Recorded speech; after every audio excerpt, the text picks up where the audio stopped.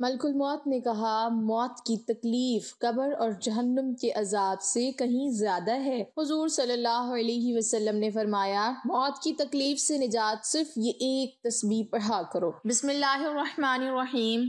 حدیث میں ہے کہ ایک مرتبہ نبی کریم صلی اللہ علیہ وسلم کی بارگاہ اقدس میں 4 مقرب فرشتے حاضر ہوئے۔ ان میں سے حضرت جبرائیل امین علیہ السلام نے عرض کیا، اللہ کے نبی، آپ کا امتی روزانہ یہ کلام 10 مرتبہ کہے، میں اسے پل صراط سے برق خاطف کی طرح گزار دوں گا۔ پھر حضرت میکائیل علیہ السلام نے عرض کیا، اللہ کے محبوب نبی، آپ کا امتی جو ایسا کرے گا میں اسے کوثر سے سیراب کروں گا۔ پھر حضرت اسرافیل علیہ السلام نے عرض کیا، یا رسول اللہ صلی اللہ علیہ وسلم، میں اللہ تعالیٰ کی بارگاہ اقدس میں سجدہ ریز ہو جاؤں گا اور اس وقت تک اپنا سر نہیں اٹھاؤں گا جب تک اللہ تعالیٰ آپ صلی اللہ علیہ وسلم کی امتی کی بخشش و مغفرت نہیں فرما دے گا۔ پھر حضرت اسرائیل علیہ السلام نے عرض کیا، تمام نبیوں کے امام نبی آپ صلی اللہ علیہ وسلم کا امتی یہ عمل کرتا ہے تو میں اس کی روح اس طرح قبض کروں گا جس طرح انبیاء کرام علیہ السلام کی روحیں قبض کرتا ہوں۔ حالانکہ موت کی تکلیف دردناک ہوتی ہے، وہ اس درد سے بری ہوگا۔ محترم ناظرین، حضرت عبداللہ بن عباس رضی اللہ تعالیٰ عنہم سے مروی ہے کہ حضور اقدس صلی اللہ علیہ وسلم نے ارشاد مبارک فرمایا، اپنے بچوں کو سب سے پہلے لا الہ الا اللہ بولنا سکھاؤ اور انہیں موت کے وقت بھی لا الہ الا اللہ کی تلقین کرو، کیونکہ جس کا پہلا اور آخری کلام لا الہ الا اللہ اور پھر وہ 1000 برس بھی زندگی گزارے تو اس سے ایک گناہ کے بارے میں بھی نہیں پوچھا جائے گا۔ حضرت ابو ہریرہ رضی اللہ تعالی عنہ سے مرفوعاً روایت ہے کہ جب مریض پر مرض شدید ہو جائے تو اس کو کلمہ طیبہ زبردستی نہ پڑھاؤ بلکہ اسے تلقین کرو، یعنی اس کے پاس پڑھتے رہو، کیونکہ کبھی کسی منافق کا خاتمہ کلمہ طیبہ پر نہیں ہوا۔ حضرت عبداللہ بن ابو علا رضی اللہ تعالی عنہ فرماتے ہیں کہ ایک آدمی بارگاہ رسالت مآب صلی اللہ علیہ وسلم میں حاضر خدمت ہوا اور عرض کی، اللہ کے نبی کریم صلی اللہ علیہ وسلم، ساتھ میں ایک نوجوان کی موت کا وقت قریب ہے، اسے کلمہ پڑھنے کا کہا جاتا ہے لیکن وہ نوجوان کلمہ پڑھ نہیں پا رہا۔ نبی کریم صلی اللہ علیہ وسلم نے دریافت فرمایا کہ کیا وہ نوجوان اپنی زندگی میں کلمہ نہیں پڑھتا تھا؟ لوگوں نے عرض کیا، ضرور پڑھتا تھا۔ آپ صلی اللہ علیہ وسلم نے ارشاد مبارک فرمایا، تو پھر کس چیز نے اس نوجوان کو وقت مرگ کلمہ پڑھنے سے روک دیا ہے؟ پھر رحمت عالم صلی اللہ علیہ وسلم اس نوجوان کے پاس تشریف لے گئے اور ارشاد فرمایا، اے نوجوان، لا الہ الا اللہ کہو۔ اس نوجوان نے عرض کیا، یا رسول اللہ صلی اللہ علیہ وسلم، میں یہ کلمہ نہیں کہہ پا رہا۔ آپ نے ارشاد فرمایا، کیوں؟ اس نوجوان نے عرض کیا، میں وہ بد نصیب بیٹا ہوں جو ماں کا نافرمان ہے۔ آپ صلی اللہ علیہ وسلم نے دریافت فرمایا، اس نوجوان کی ماں زندہ ہے؟ اس نوجوان نے عرض کیا، جی ہاں، میری والدہ محترمہ زندہ ہے۔ چنانچہ اس کی والدہ کو بارگاہ نبوی میں حاضر کیا گیا۔ حضور اقدس صلی اللہ علیہ وسلم نے اس کی ماں سے فرمایا، یہ نوجوان تمہارا بیٹا ہے؟ اس کی ماں نے عرض کیا، جی ہاں۔ آپ صلی اللہ علیہ وسلم نے ارشاد فرمایا، اگر ایک زبردست آگ جلائی جائے اور تم سے کہا جائے کہ اگر تم اپنے اس بیٹے سے راضی نہ ہوئی تو اس نوجوان کو آگ میں ڈال دیا جائے گا، تو تم اس وقت کیا کرو گی؟ وہ عورت روتے ہوئے عرض گزار ہوئی، پھر تمہیں اپنے بیٹے کو معاف کر دوں گی۔ آپ صلی اللہ علیہ وسلم نے ارشاد فرمایا، پھر تم اللہ تعالیٰ اور ہمیں گواہ بنا کر کہو کہ تم اس سے راضی ہو گئی۔ اس نوجوان کی ماں نے عرض کیا، میں اپنے اس بیٹے سے راضی ہوں۔ پھر حضور اقدس صلی اللہ علیہ وسلم نے اس نوجوان سے فرمایا، اب لا الہ الا اللہ کہو۔ اس نوجوان نے لا الہ الا اللہ محمد رسول اللہ کہا تو اللہ کے نبی کریم صلی اللہ علیہ وسلم نے فرمایا، تمام تعریفیں اس اللہ تعالیٰ کے لیے ہیں جس نے میرے طفیل اسے جہنم سے بچا لیا۔ قرآن مجید میں ارشاد ہوا، ترجمہ، ایک آدمی کو وقت وفات کلمہ پڑھنے کی تلقین کی گئی تو اس نے کہا، میں نہیں پڑھ سکتا کیونکہ میری نشست تو برخاست ایسے برے لوگوں کے ساتھ تھی جو مجھے حضرت سیدنا ابو بکر صدیق رضی اللہ تعالی عنہ، حضرت عمر رضی اللہ تعالی اور حضرت عمر فاروق رضی اللہ تعالی عنہ کو برا بھلا کہنے کا کہتے تھے۔ حضرت سیدنا ابو ہریرہ رضی اللہ تعالی عنہ سے روایت ہے کہ حضور نبی کریم صلی اللہ علیہ وسلم نے فرمایا، ملک الموت حضرت اسرائیل علیہ السلام نے قبض روح کے وقت ایک شخص کے اعضاء چیر کر دیکھے لیکن کوئی نیک عمل نہ پایا، پھر اس کا دل چیر کر دیکھا تو اس میں بھی کوئی بھلائی نہ پائی، پھر جبڑے چیرے تو اس کی زبان کی نوک سے چھٹی ہوئی تھی،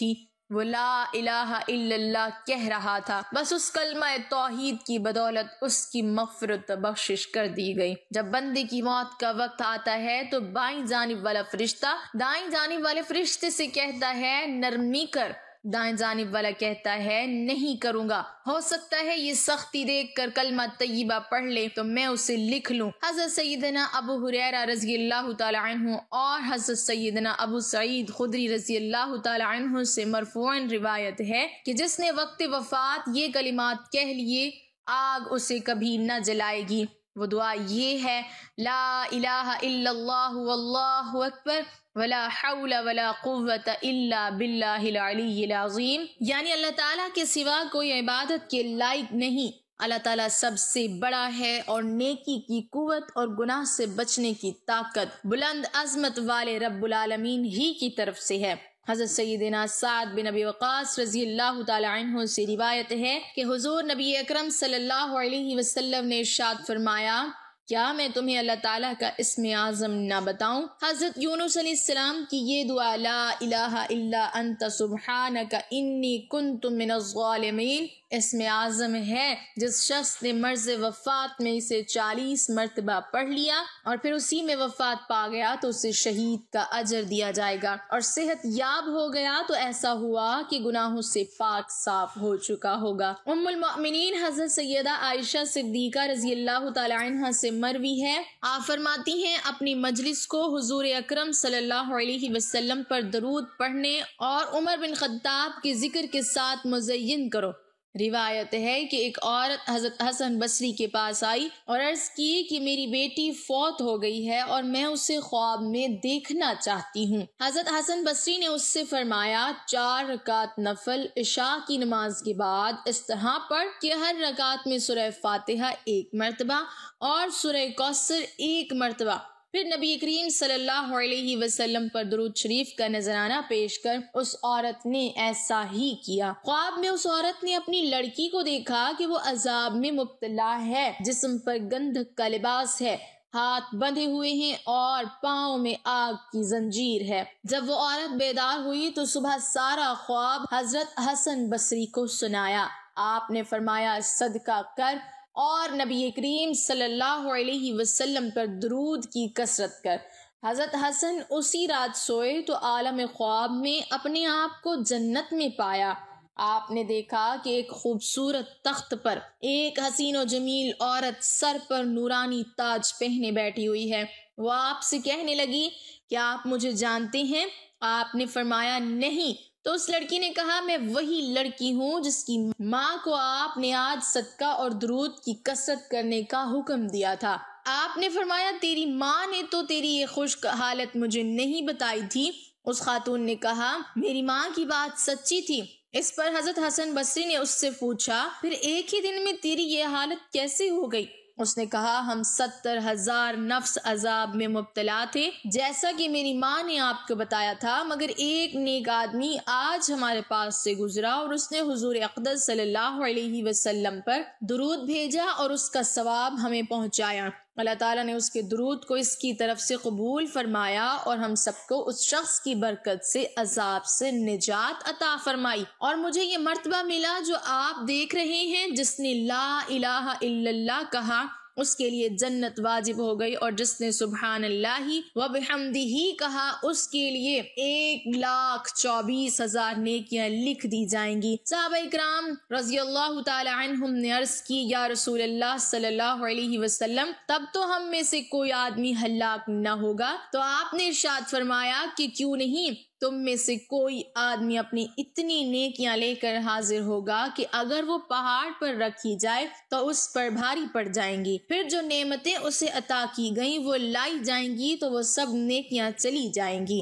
یعنی ان نعمتوں کے بدلے میں پھر اللہ تعالیٰ اس کے بعد اپنی رحمت سے احسان فرمائے گا۔ جو آدمی اس حال میں اللہ تعالیٰ سے ملا کہ وہ اس بات کی گواہی دیتا تھا کہ اللہ تعالیٰ کے سوا کوئی معبود برحق نہیں اور حضرت محمد صلی اللہ علیہ وسلم اللہ تعالیٰ کے رسول ہیں، تو وہ جنت میں داخل ہوگا۔ لا الہ الا اللہ ایسا کلمہ ہے جو اللہ تعالیٰ کے ہاں بہت معزز ہے اور اس کے لیے اللہ تعالیٰ کے ہاں ایک خاص جگہ تیار کی گئی ہے اور سجائی بھی گئی ہے۔ جس نے سچے دل سے یہ کلمہ کہا وہ جنت میں داخل ہوگا، اور جس نے جھوٹ موٹ کہا تو اس نے اپنا خون اور مال محفوظ کر لیا اور اللہ تعالیٰ سے اس طرح ملے گا کہ اللہ تعالیٰ اس کا محاسبہ فرمائے گا۔ حضور نبی کریم صلی اللہ علیہ وسلم نے فرمایا، میں اپنی امت کی سفارش کرتا رہوں گا اور سفارش کرتا رہوں گا کہ میری سفارش قبول کی جاتی رہے گی، حتیٰ کہ میں کہوں گا اے پروردگار، جنہوں نے لا الہ الا اللہ کہا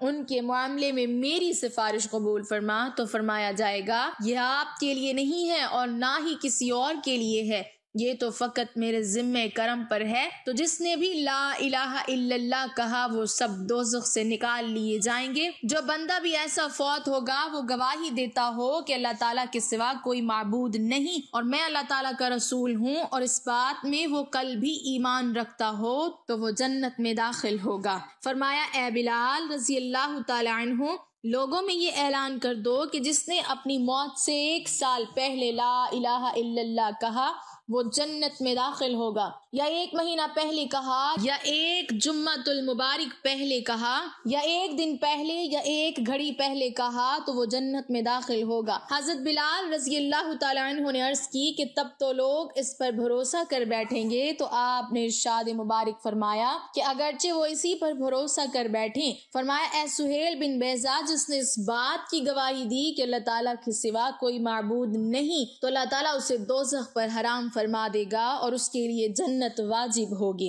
اپنے اس رب تعالیٰ کی طرف بلایا جائے گا کہ جسے تو اس وقت پکارتا ہے جب تجھے کوئی تکلیف پہنچتی ہے، تو وہ اس تکلیف کو تجھ سے دور کر دیتا ہے، اور جسے تو اس وقت